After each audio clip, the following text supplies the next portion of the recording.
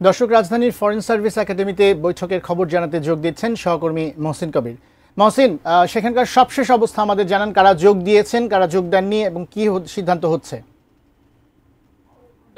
বৈঠক হয়েছে 5 ঘন্টাব্যাপী বৈঠকে আসলে ফলাফল খুব বেশি অগ্রগতি হয়নি, আর মানে সাফল্যজনক ফলাফল পাওয়া যায়নি। কারণ এই 5 ঘন্টা আলোচনার দুটি বিষয় ছিল, একটি এনসিসি অর্থাৎ ন্যাশনাল কনস্টিটিউশনাল কাউন্সিল এবং রাষ্ট্রপতি নির্বাচন। দুটি বিষয় নিয়ে বিস্তর আলোচনা হয়েছে। রাজনৈতিক দলগুলো তাদের মতামত জানিয়েছেন, কিন্তু ঐক্যমত্যে আসা সম্ভব হয়নি। কারণ কমিশনের যিনি সহসভাপতি আলী রিয়াজ, তিনি কিছুক্ষণ আগে সংবাদ সম্মেলনে বলছিলেন যে রাজনৈতিক দলগুলো তাদের অবস্থান জানিয়েছেন, তবে এনসিসির পক্ষে একেবারেই যেমন গতকাল যে বিষয়গুলো নিয়ে আলোচনা হয়েছিল বেশিরভাগ বিষয়গুলো নিয়েই ঐক্যমতে পৌঁছানো গিয়েছিল, আজকে সেই একেবারে তার উল্টো চিত্র। দুটি বিষয় নিয়ে আলোচনা হয়েছে, কিন্তু কোনো ধরনের সিদ্ধান্ত হয়নি যে এটি আসলে বাস্তবায়ন করা সম্ভব হবে কিনা।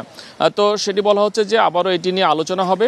এবং কিছুক্ষণ আগে বিএনপির স্থায়ী কমিটির সদস্য সালাউদ্দিন আহমেদ, যিনি বরাবরই এই ঐক্যমত্য কমিশনের বৈঠকে যিনি নেতৃত্ব দিয়ে আসছেন, তিনি সংবাদ সম্মেলনে কথা বলেছেন। এবং যেমন অন্যান্য দিনে যেমন হয় যে মধ্যাহ্ন বিরতির পর তাদের একটা অবস্থান জানান, তবে আজকে তিনি সেটি জানাননি। আজকে তিনি একেবারে শেষে 5:30টার পরে তিনি সংবাদ সম্মেলন করেছেন। সংবাদ সম্মেলনে তিনি বলেছেন যে এনসিসি গঠনের যে প্রস্তাব সংস্কার কমিশন দিয়েছে, কিংবা ঐক্যমত্য কমিশন যে এনসিসি গঠনের ব্যাপারে যে আলোচনার আয়োজন করেছে, সেখানে তারা একেবারেই একমত নয়। এর কিছু কারণ হিসেবেও তারা বলছেন যে যেহেতু নির্বাহী বিভাগ এই যে সাংবিধানিক যে প্রতিষ্ঠান কিংবা সাংবিধানিক যে পদ সেগুলো নিয়োগ দিয়ে থাকেন, সেক্ষেত্রে যদি আলাদা করে আবার এনসিসি গঠন করা হয় তাহলে ক্ষমতার যে ভারসাম্য থাকবে না, এবং ক্ষমতার বিকেন্দ্রীকরণের জন্য এই ঐক্যমত্য কমিশন এই সিদ্ধান্ত কিংবা এই প্রস্তাব করলেও তারা বলছেন যে এটি ক্ষমতা অর্থাৎ যারা পরবর্তীতে যারা নির্বাচিত হয়ে আসবেন তাদের রাষ্ট্র পরিচালনার ক্ষেত্রে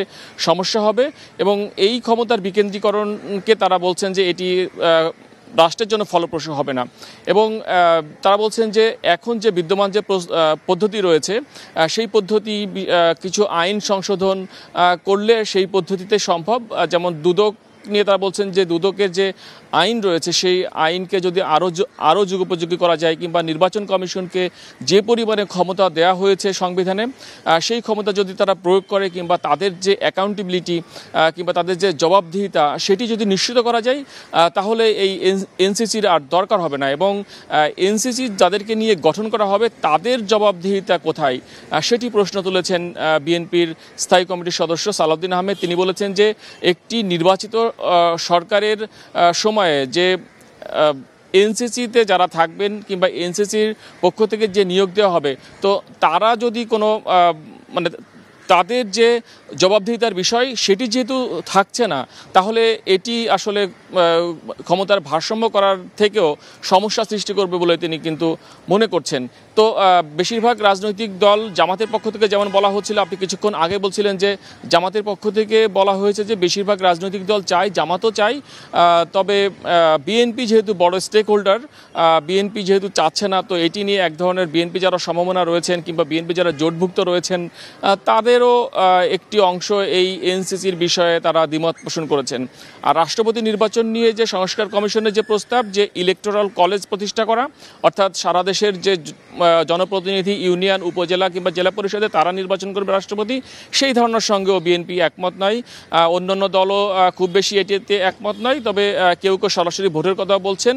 এই মোটামুটি বলা যায় যে আজকে যে বৈঠক হলো সেই বৈঠকের ফলাফল যে খুব বেশি সফল এটি আমরা বলতে পারি না, তবে কমিশন বলছে যে তারা সবগুলো রাজনৈতিক দলের অবস্থান জানতে পারলেন, এটাই তাদের সফলতা, এবং ভবিষ্যতে তারা এই সব বিষয় নিয়ে আরও আলোচনা করবেন।